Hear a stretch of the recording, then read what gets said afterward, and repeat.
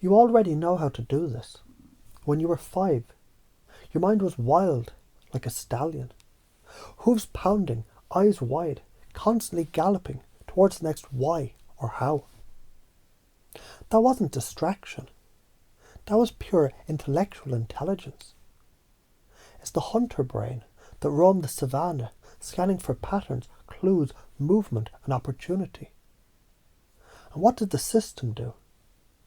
It took this free-running stallion and tried to tie it to a merry-go-round. Sure, it still moves, but it goes in circles. Sees the same plastic scenery, and eventually stops trying to run at all. They call it ADD or ADHD, like it's some glitch in your code. No.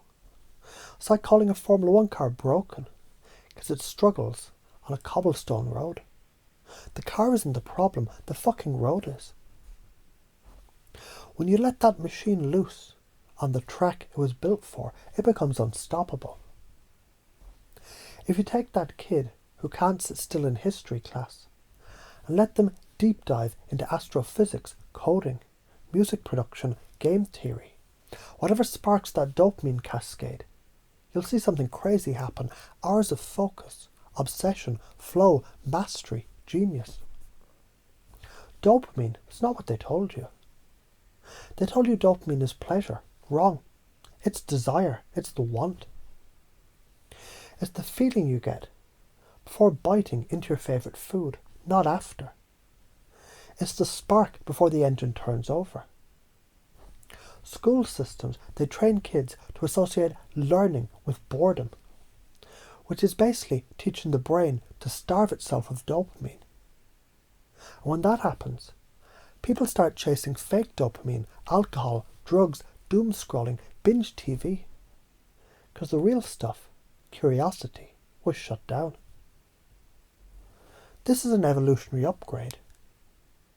These so-called difficult kids, they're not defective. They're the beta version of the next human operating system. The ones who can't sit still in boring classrooms, they're the same ones who run companies, invent tech, create revolutions, and rewrite the rules. Calling them broken, it's like calling Wi-Fi broken, because it doesn't plug into a phone line. It's just a different era now. So why you're scared? You're scared because fully living like this, it means stepping outside the herd. The herd will notice. The herd will talk. You'll be called arrogant, obsessive, unrealistic. And here's the uncomfortable truth. You either live with their disapproval, or you live with your own. The karma of not doing this.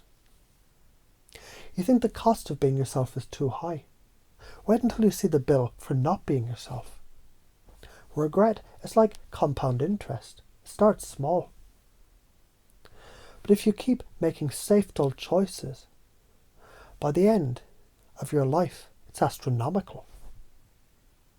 You can't drink it away. You can't binge watch it away. It sits in your chest like a stone. When you hear something that doesn't match your worldview, your brain enters a liminal space for a split second. Like your mental software says, hold on, this file doesn't match. That's the exact moment you can rewrite the code. That's how reframing works. You can take an old belief, turn it on its head, and replace it before the brain closes the file again. The patterns that drain you, saying, I'm just like this, and locking yourself into an outdated self-image. Mistaking boredom for stability. Outsourcing curiosity to authority figures. Chasing fake dopamine instead of the real thing.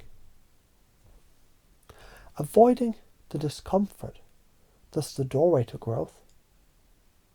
Break even one of these, and you create a crack for the light to get in. Break them all, and you scare the shit out of the status quo. So how do you already do this? Think about the last time you stayed up until 3 a.m, deep in a rabbit hole of something you cared about.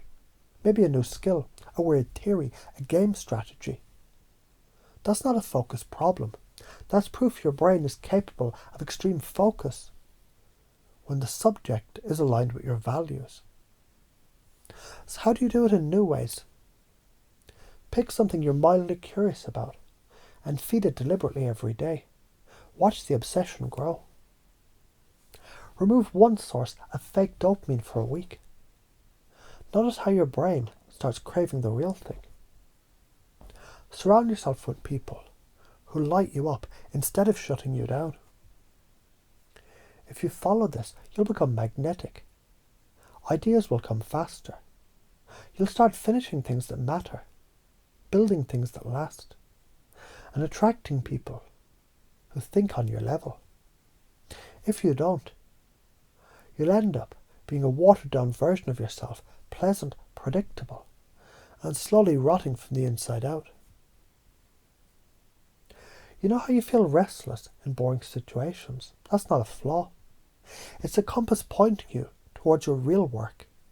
And the more you follow it, the more alive you'll feel, the more unstoppable you'll become, the more impact you'll have. Stop clipping your own wings. Start flying in the direction that pulls at you, even if no one else gets it. Because the truth, they were never supposed to.